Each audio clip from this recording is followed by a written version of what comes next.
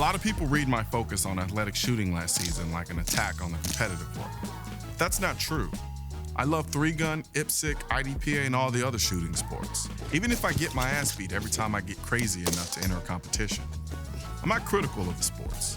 For gun fanatics like you and me, they're awesome. But we need to look at competitive shooting in terms of its potential to influence the masses. I want kids hanging pro shooters on their bedroom walls the way they hang LeBron James and Derek Jeter. Gun owners ought to be screaming for a sport that gives us the national stage we deserve. A platform so cool it's like a Second Amendment insurance policy.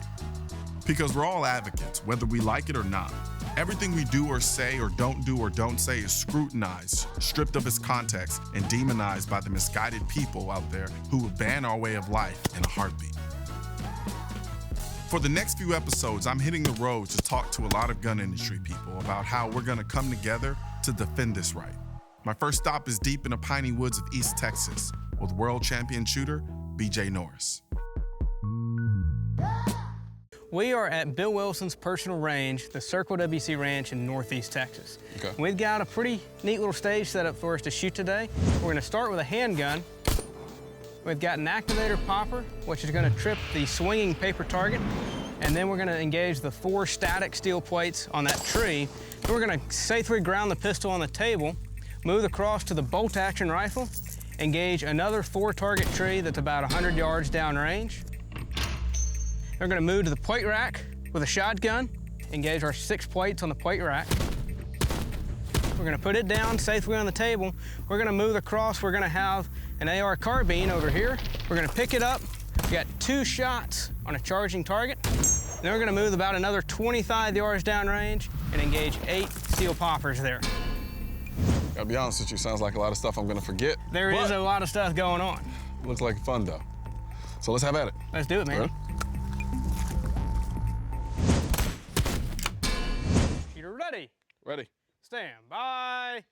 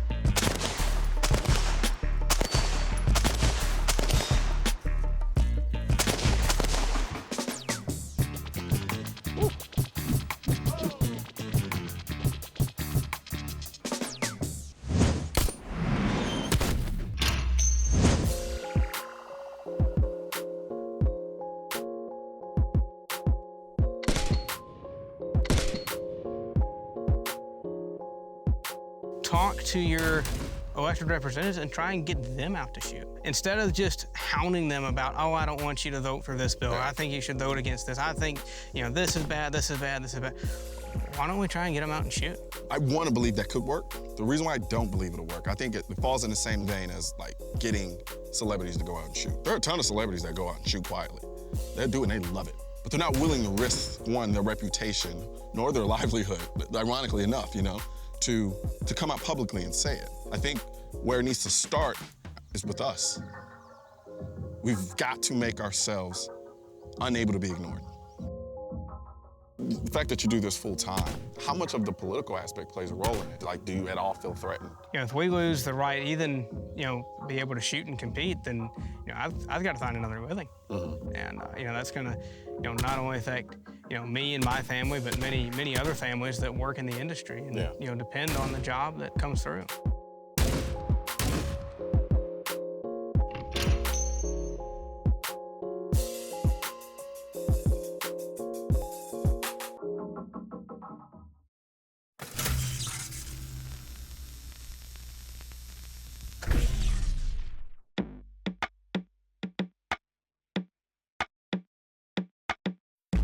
Next up on my magical mystery Second Amendment tour, Eagle Pass, Texas. I'll be honest, I was pretty apprehensive about this one. I've never been to the border before, and it wasn't exactly on my bucket list. Seeing the inner workings of one of America's oldest and best gun makers, though, that was. Anti-gunners, go ahead and fast forward, because you won't want to see so many hardworking Americans earning a living by creating thousands and thousands of big, scary guns. Welcome to the story no one wants to talk about. In an age where we mourn the loss of American labor, gun manufacturing gives hundreds of thousands of our neighbors, friends, and relatives a way to provide for their families. And look, rows and rows of guns, and no one shooting each other. It's a miracle, right? Anyway, for a lot of gun guys, Mossberg means shotguns, great shotguns. But what stood out to me were some of the lesser-known guns like the MVP patrol rifle, which Losort and I used in our competition last season. This trigger is highly underrated, if you ask me. Initially, I thought the whole lightning trigger thing was a little gimmicky, but it's a damn good trigger. You could argue that even just producing guns like the patrol rifle is a defense of the Second Amendment in itself, and you'd be right. But the government can ban rifles, it can ban shotguns, and it can ban triggers. It can and has banned anything and everything firearms related. So it's not enough for us just to make the guns and shoot the hell out of them.